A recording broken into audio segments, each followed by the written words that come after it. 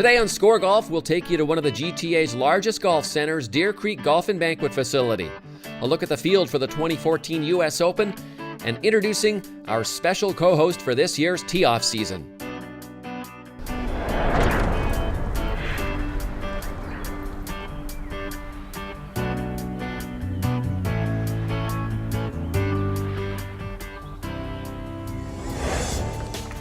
This is Score Golf, the voice of Canadian golf. Score Golf is brought to you by TaylorMade, the #1 driver in golf. Mickelson Canadian 67, the official beer of the PGA of Canada and the RBC Canadian Open. Tourism Prince Edward Island.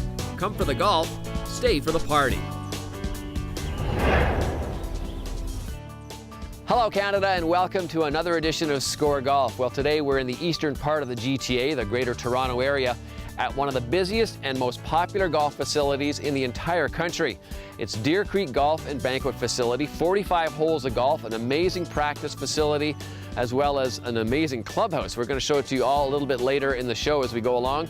But it's also U.S. Open time, and of course we want to give you a preview of what to expect at the year's second major, and that's where we start today on Score Golf.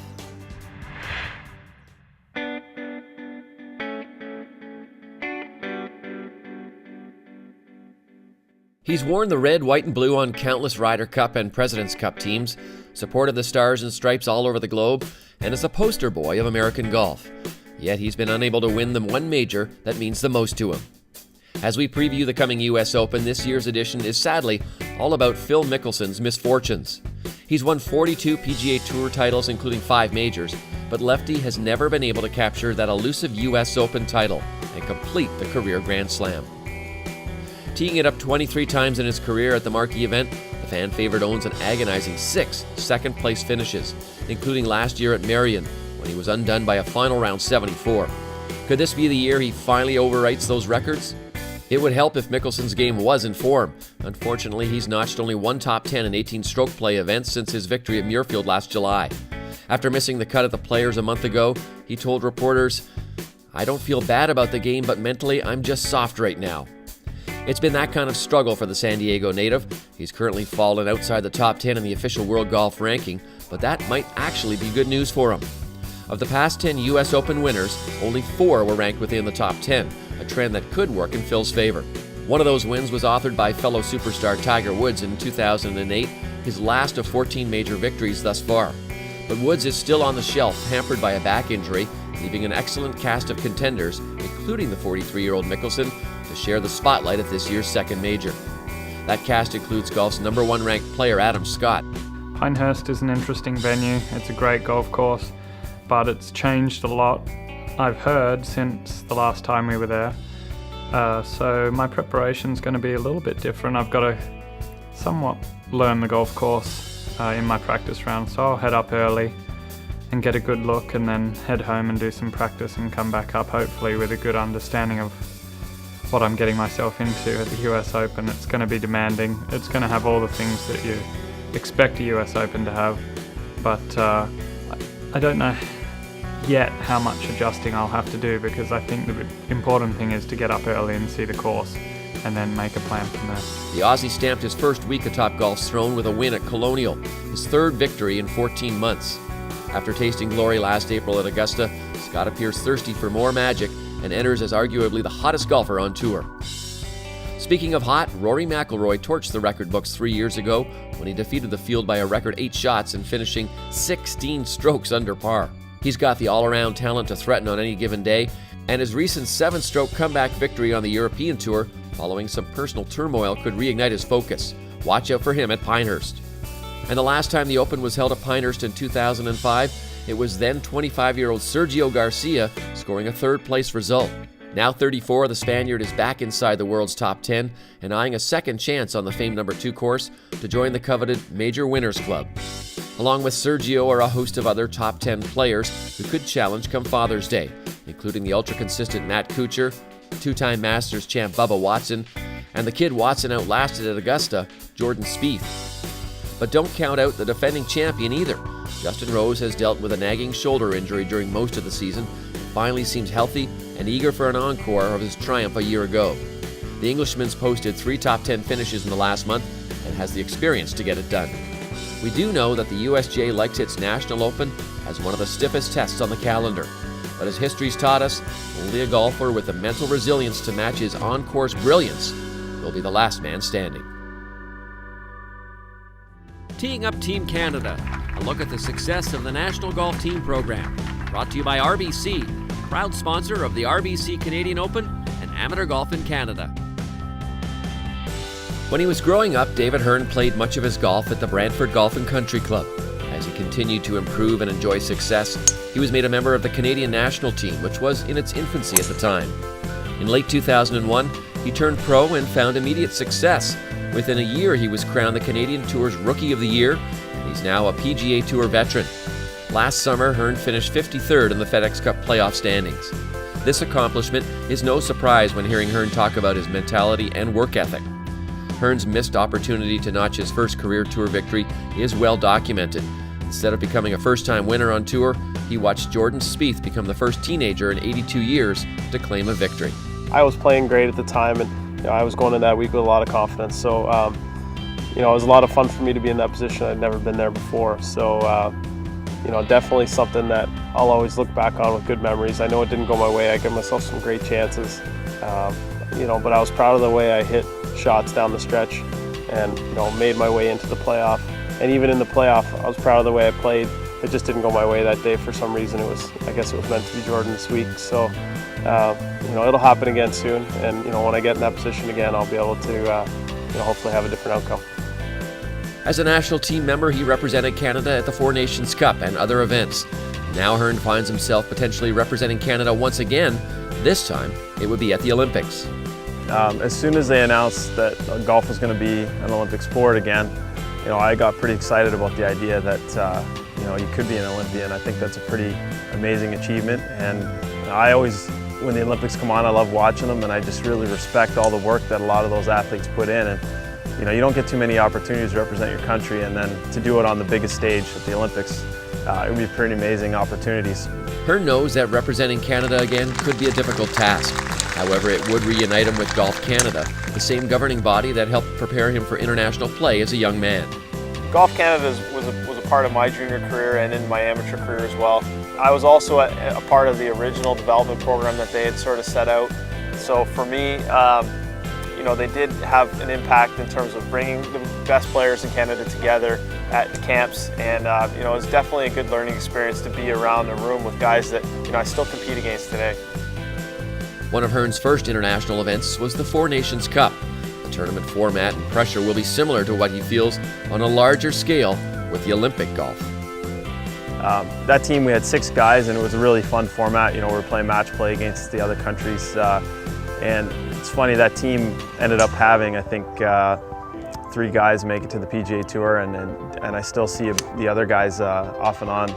Danny Saul's caddying out on tour right now, so there's a lot of guys that have come from that team that have gone on to some pretty good success. So it's pretty fun to look back. And as a veteran of the national team program, he still keeps his eye on the development of up-and-coming players and is not surprised to see so much talent rising through the ranks. Yeah, there's quite a few right now. Obviously, Adam Hadwin's playing very well on the web.com right now, and I had a chance to play with him at the Canadian Open a few years ago in Vancouver on the weekend, and he's an impressive player. And there's a lot of other really young, impressive players too, I think, and every one of them has a legitimate chance of being out here next year. So it's exciting to see so many good players. We have 4 or 5 players out here on the PGA Tour. There's 6 or 7 on the next level down. This is going to be a good future for Canada right now. For a player who has small-town blood in his veins, Hearn is certainly settling in on golf's biggest stage. He's a golfer who can compete on challenging courses where steady play is rewarded. With continued hard work and success on tour, there's not much doubt that Hearn could very well be representing Canada come the summer of 2016.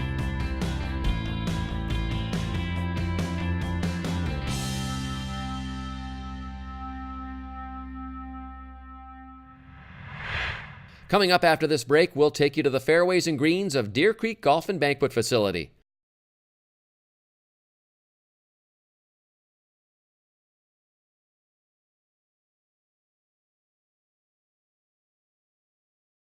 This is the second hole of the Black Pearl 9 here at Deer Creek. It is one of just 45 holes at this amazing facility. 45 holes of golf, an amazing academy, a remarkable clubhouse, booming tournament business. This is a place to be seen and to play some great golf. And let's show you now Deer Creek Golf and Banquet Facility.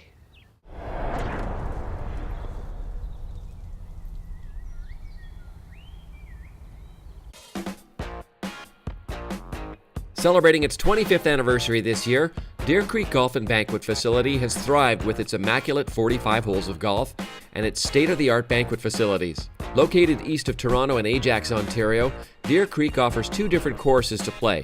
The North Course, which is made up of 3 9-hole layouts, and the South Course, which is an 18-hole layout, for a total of 45 holes, making it one of the biggest golf facilities in Canada. Unlike many of the courses that we highlight on our show, Deer Creek doesn't have a big-name designer backing it up. No Thomas McBroom, Doug Carrick, Harry Cole, or Stanley Thompson. Rather, its owner Jerry Coughlin designed the course. He also enlisted the help of René Mouillard, a designer of numerous courses in southwestern Ontario. The course opened its first 18 holes in 1989. The South Course and 2 of the 9s on the North Course were co-designed with Jerry Coughlin and René Mouillard. The Pearl Course, which is the latest addition on the North Course, was strictly Jerry Coughlin's design. It is considered our toughest 9 of all. It's a little longer. The first 9-hole layout that makes up the North Course is the Black Pearl. It's a par 36 and plays just under 3,500 yards from the back tees. The 2 9s that make up what's considered the classic North Course are the Diamond and the Ruby. The par 72 layout provides 3 sets of tees and measures 6,300 yards from the tips.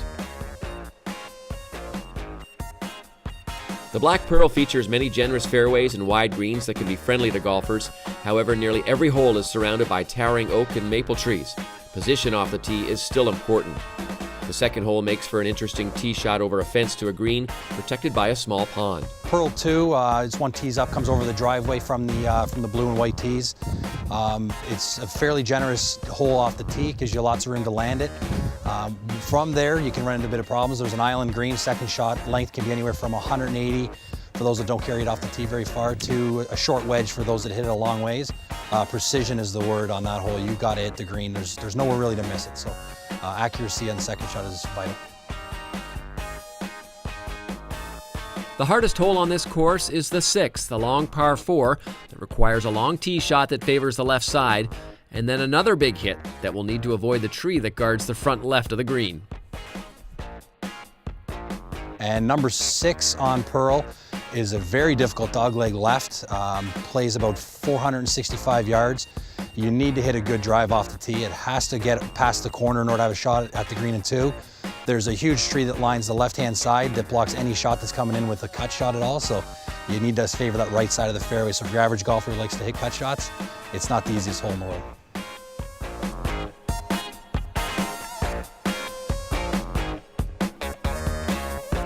It's a great round of golf that offers golfers a chance at multiple birdie opportunities while still protecting par. The 9th is a great finishing hole that requires golfers to hit a long iron or fairway wood to a green protected by bunkers and water. Walking away with par is considered a victory on this hole. The Diamond Course offers long and winding fairways, making accuracy off the tee incredibly important, as bunkers and hazards are prevalent on many holes. Many of the holes are surrounded by tall trees, so staying in play is essential, otherwise you'll find yourself chopping balls out of the woods. The 4th is an interesting layout that wraps up with golfers facing down a large pond that's waiting to swallow up any shots right of the green. I'd say one of our best holes on Diamond, par 4, 4th hole. It's kind of a double dog leg. It is reachable in 2 by the best of the best golfers. I would not recommend it. It is a strategy hole, trying to keep it in place, lined by a creek down the right-hand side that goes all the way up to a pond that fronts the green. And there's trouble left as well. It's a very difficult hole, and I think it's one of our greatest holes, and I wish it was our 18th. The finishing hole on this layout is gorgeous, and your best shot at getting home in 2 is to bomb a drive down the left side of the fairway. If you're going for it, check your yardage carefully, as it's all carry over the pond that protects the green. The 9th hole on Diamond is another great hole. A little demanding off the tee, not so much as number 4, but your second shot is over water. Downhill, you get a great look at the green and just a fabulous finishing hole. The clubhouse went through extensive renovations when it opened its doors to its stunning banquet facility in 2004. The 50,000 square foot facility stands like a castle in this kingdom of golf. The Tudor-style building can host functions for any occasion and for groups of 12 to 1,200. We're going into our 9th year of the banquet facility. It's a 50,000 square foot banquet facility, houses many weddings, large corporate groups, up to 400 players we can get in one shotgun, up to 700, 750 for a dinner inside. So we can basically accommodate any size event for the most part. Tournaments is one of our strong features. The month of June, for instance, we'll do over 5,000 tournament rounds. We host some very large events. We're one of the few places, there's a couple out there that can house them as large as we can. Not many can get them all in the one room for the banquet part afterwards. That's where we really excel. I think our team is very strong in moving people through at a pretty good pace. We got it down to a bit of a science, so we think we're very good, if not one of the best at it. A short drive away from the clubhouse, but still on the Deer Creek property, is the Salem Ridge Academy. Golfers have access to this huge driving range and practice facility where you can work on all parts of your game from driving to putting. If you still don't have a perfect game after all your practice, the Academy has a team of PGA of Canada professionals that can give you a hand. The Academy also has an executive 9-hole course and only takes about 90 minutes to play and is perfect for beginners. Deer Creek Golf and Banquet Facility is without a doubt one of the great public facilities in the Greater Toronto Area, if not all of Canada.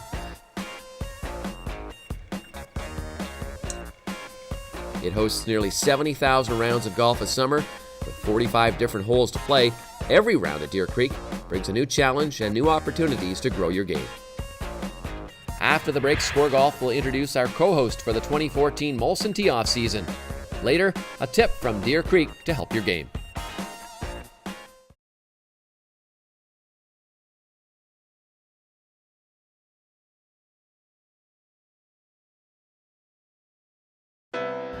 One of the most popular segments on last year's ScoreGolf TV, of course, was the tee-off season, where NHL players battled each other head-to-head, not on the ice, but on the golf course, and it produced some very memorable moments. It began with TSN's Jeff ONeal taking on Maple Leaf great Wendell Clark, and finished with Matt Bolesky defending home turf at Barrie Country Club against BJ Crombeen. Last season, our match play showcased the golf games of Joffrey Lupul, Bruce Boudreau, Mike Camilleri, Daniel Carcillo, and others.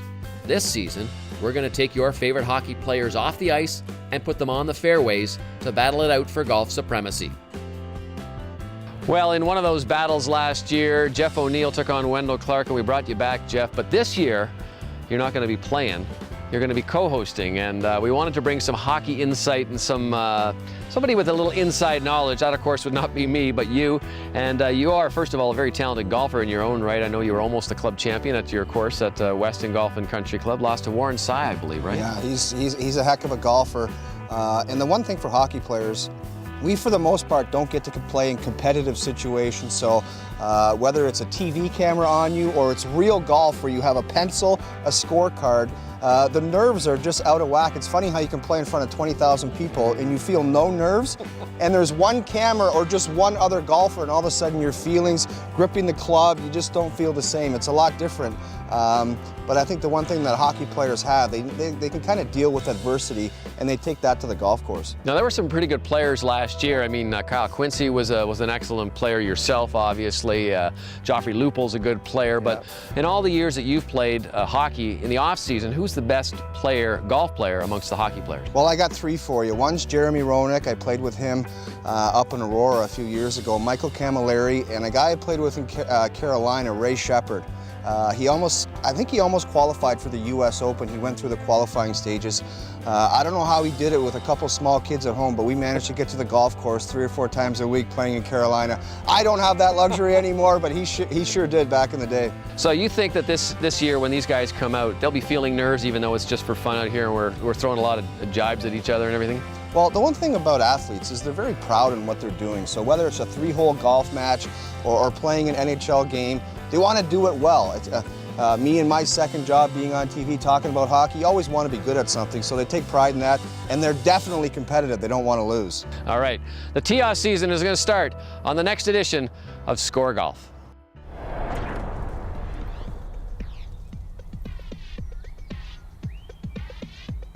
Hi, I'm Clint McCormick, and I'm here at Salem Ridge Academy's private teaching green to talk a little bit about chipping today. One of the most common things that I see with a lot of my students is showing up to a chipping lesson bringing just one club, when they forget the fact that we have an entire bag of tools at our disposal here, so we want to make the best use of those as we possibly can.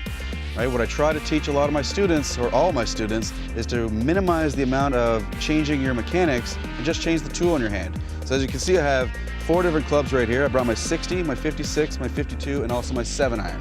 Right, so depending on how far away you are from the edge of the green and how far away the hole is, that's going to determine how much time the ball is going to be in the air. Our main goal here is to get the ball on the ground and running as soon as possible.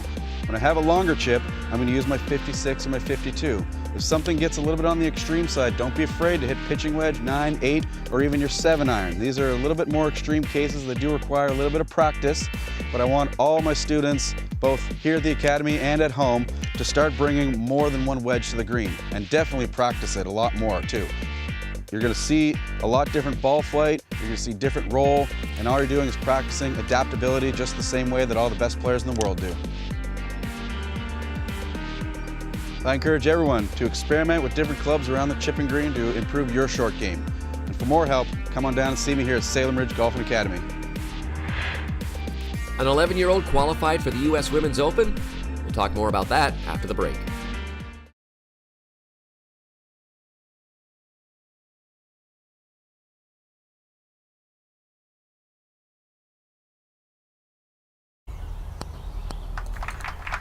Week Speaks brought to you by Bushnell, the undisputed #1 laser rangefinder in professional golf.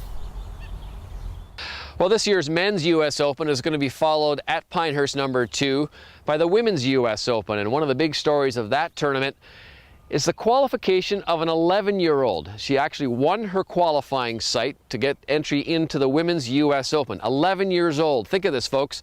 She's in grade 6. Now, at some point, we have to ask ourselves, what is too young for a player to be playing in a major championship such as this? Now, she earned her way in there, so it's not like she's been handed a spot in the field. But on the other side, can it be detrimental for an 11-year-old to get out there? Qualifying site is one thing. A major championship in women's golf, big crowds, television, all sorts of things surrounding it, really could almost be harmful to this young woman's career as a golfer. At 11 years old, I think you should be playing in perhaps the U.S. Junior, or maybe playing at your club on a Sunday afternoon. Yes, she's good. Yes, she's qualified. Yes, she's a talented player. But at some point, we have to draw the line. Well, that's all the time we have for this week on SCOREGolf TV. Thanks to everybody out here at Deer Creek. What a wonderful facility. If you have the chance to play here, folks, take it. Also, if you're near a golf facility anywhere in this country, you can probably find the SCOREGolf Equipment Guide. Look through there. All the new gear is being showcased. It's a wonderful, valuable tool if you're in the market for some new gear. So check that out, and we'll check you out next time on SCOREGolf.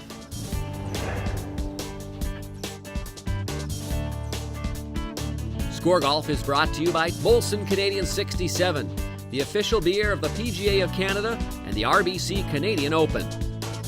Clothing provided by Ashworth. All we do is golf.